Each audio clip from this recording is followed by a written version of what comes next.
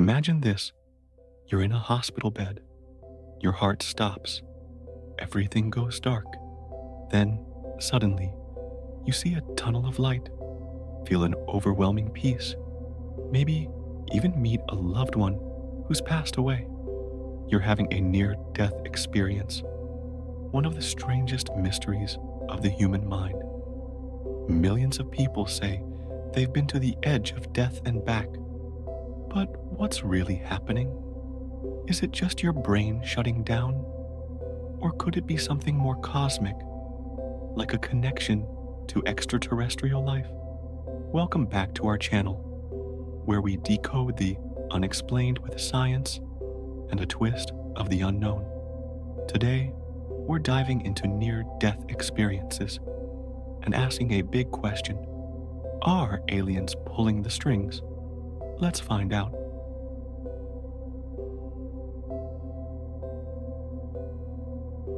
Let's start with what we know. Near-death experiences, or NDEs, have been reported for centuries, but science has only recently started digging in.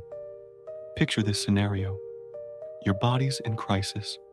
Heart attack, car accident, surgery gone wrong. Your brain's oxygen levels drop fast. What happens next? Researchers, like Dr. Sam Parnia, say it's all chemistry. When your brain senses death coming, it floods itself with chemicals like dopamine and endorphins, nature's painkillers. That could explain the euphoria.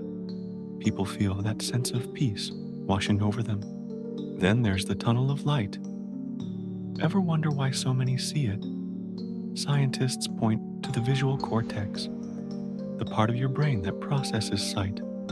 As oxygen fades, it misfires, creating a shrinking field of vision with a bright center. It's like staring into a dying flashlight. Studies from the University of Michigan in 2013 even found rats' brains spike with electrical activity right after their hearts stop, almost like a final fireworks show. Maybe that's the light humans see too. But it gets weirder. Some people say they float above their bodies, out-of-body experiences. Dr. Olaf Blank, a neurologist, recreated this in a lab by stimulating the brain's temporoparietal junction. Zap that spot, and you might feel like you're hovering. So, science says NDEs are just your brain's last gasp, hallucinations from a dying mind. Case closed, right? Not so fast. There's stuff science can't explain, like how some patients recall details they shouldn't know.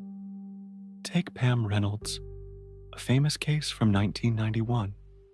During brain surgery, her heart was stopped, her body cooled to 60 degrees Fahrenheit. No brain activity. Yet she later described the operating room in detail. The tools, the doctor's conversations. How? Her brain was offline. Skeptics say it's coincidence or subconscious memory. But others, they see something bigger.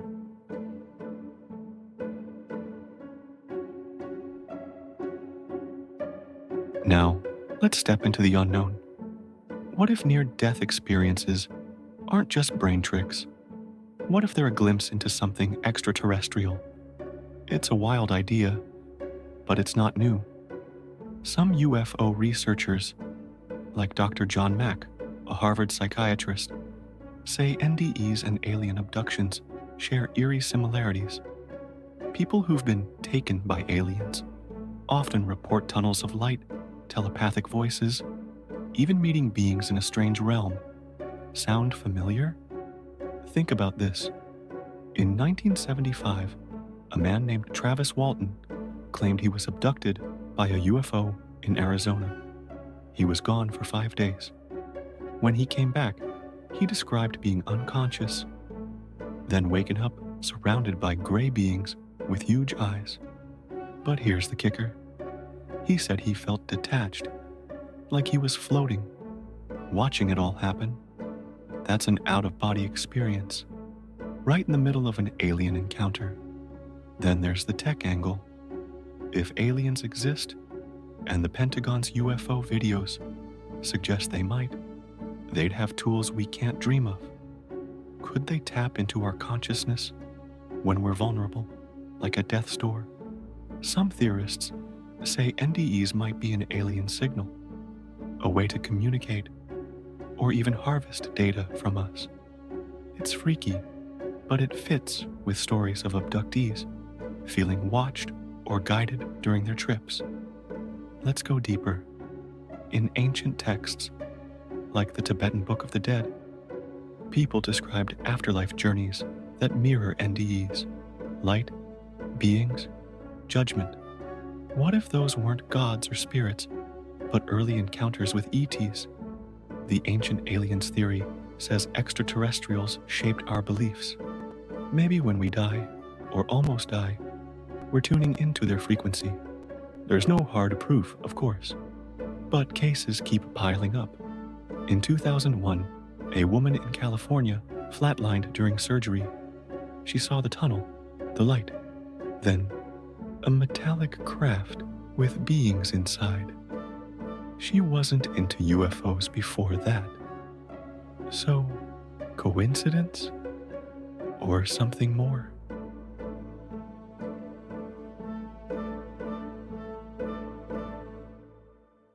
So, what's the truth behind near-death experiences? Science has a strong case.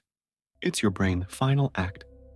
Chemicals, misfiring neurons, a beautiful goodbye. But then there's the unexplained. Accurate memories, shared patterns with alien encounters. That nagging sense of something bigger. Could ETs be waiting on the other side, using death as a doorway? We might never know in this lifetime, but one thing's clear. These stories push us to question reality itself.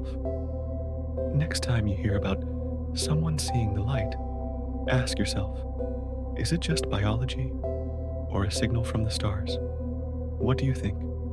Tell us in the comments. I'm dying to hear your take.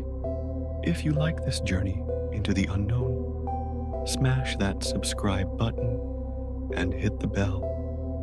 We've got more mysteries on the way, like the UFOs buzzing our skies and what they're really after. Until then, keep looking up and maybe inward too.